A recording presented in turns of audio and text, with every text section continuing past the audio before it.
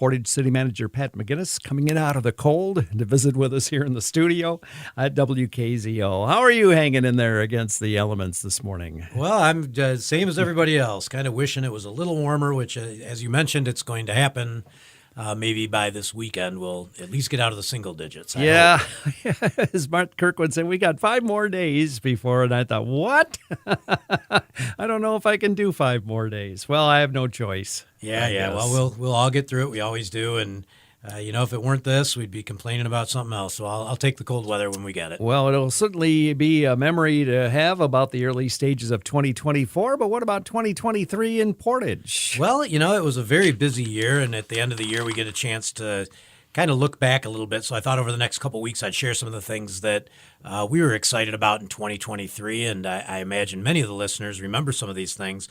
First off, our COPS grant that we got in 2023. We got a $1 million grant from the federal government to add 8 new officers. That grant is spread over 3 years.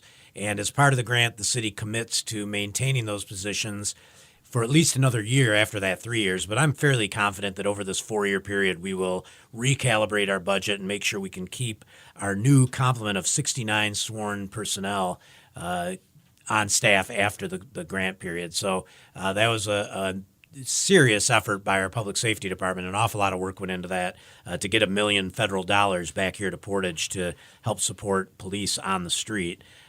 We purchased new property for a new public works facility and transportation and utilities on Southwest Edge. And I can see you're recognizing this because these are things I talked about some months ago, but they did come to fruition. So we own that real estate now, and we'll be spending the next few years finding ways to finance this project that are least impactful on local taxpayers. So that means taking advantage of all possible revenue sources and doing things that check the boxes for those grantees, like sustainability, like set this project up as a zero carbon transfer from an old 1960s facility into a state-of-the-art future sustainable facility. There's potential for grant funding for those sorts of projects. So we'll be working really hard to find ways to classify the project to make it eligible for as much grant money as we can get. We repaved Portage Creek Bicentennial Park, and I clearly, it's funny as I'm going through this, I'm remembering sitting right in this chair talking to you about this. We got a great deal on asphalt, which is rare. We just got a good bid from an asphalt company, so we expanded the length of what we were planning to fix. So in 1 year, we went all the way from Celery Flats, Garden Lane there, all the way north up to Millam. So we got a big, long chunk of that repaved, and it's beautiful for the rollerbladers and skateboarders and everybody else that likes to use it. But that nice new asphalt sure is cool for those wheeled devices that so many of us like to recreate on. The Westlake Drive Overlook down on Portage Road, we purchased that old drive-in little restaurant there. And rather than scrape it and sell it, and we kept the awning up so people can pull under there and watch the sunset. We went in and put some crushed aggregate down, is what we call it, and we mash it down real tight. So it's a nice place to park, and we put some benches in and a picnic table and some garbage receptacles. So it's just sort of a roadside park, but it's still reminiscent of that old-fashioned feel of the old drive-in. So you can still tell it was a drive-in, and that was kind of a fun project. And finally today, the last thing I'll mention about last year, before I talk a little more about this year, the Bishop's Bog floating dock. That's almost a mile long of floating decking that was completely replaced, cost over $1 million, and it was programmed for a long time. The old one was miserable. When you look at the before and after pictures, the old one was partially submerged in points and very muddy to get up to it, and it was not accessible at all for anybody. So we took all that out and put in a brand new floating deck. And it is neat. When you get out in the middle of that thing, you could think you're in the Everglades. You're out in the middle of this bog, and it's a mile long, so you're not seeing anything else other than swamp. Now, there are no alligators, or so I'm told. Oh, fortunately. If you do see one, please report it. But there's lots of other wildlife. You'll see all kinds of stuff out there, and I think it's a real win for Portage in 2023. So there's a few of the things from 2023, and I'll look forward to maybe rolling out a few more. I mean, that's not even a quarter of the things on my cool list here. So tune in next week at 8:20 on Wednesday. All right. The other thing I want to talk about is something that's going to be on the agenda this next week, Tuesday night. It's a fairly busy agenda, but one of the items, City Council spent some time during their goal setting talking about the format of our meetings and how to make them more productive and efficient.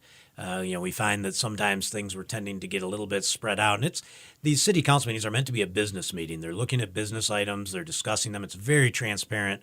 Last year, one of the things I'm going to add this to my list, man, is that city council advanced the time that the agendas are made public by a full 24 hours.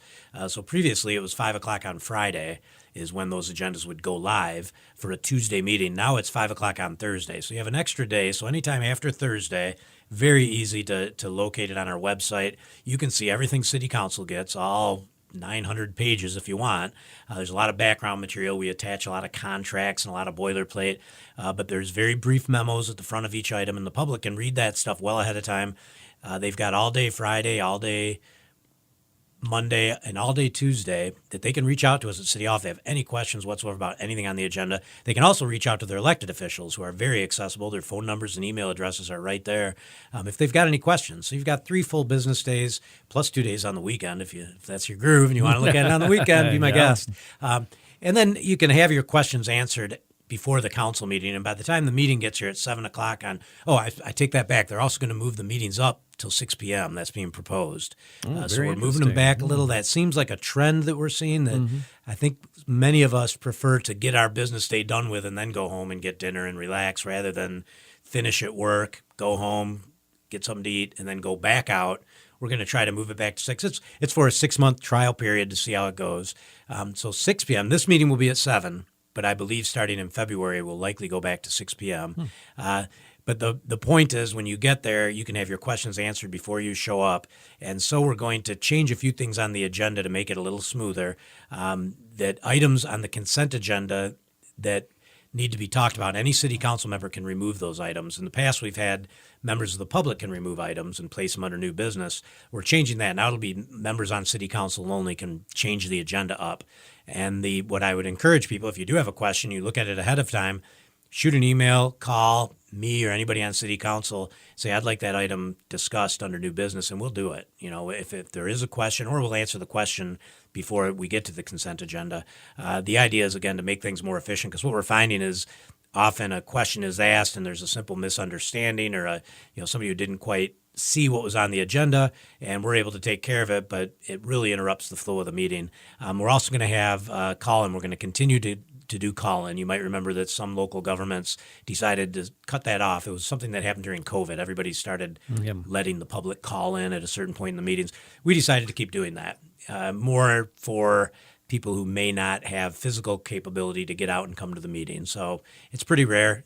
8 call-ins last year, 8 call-ins in 2022 are how many people called on the phone line. And most of those were during big public hearings. So they were kind of concentrated in maybe 2 or 3 meetings. So the norm is we stop the meeting. Is there anybody on the line? No.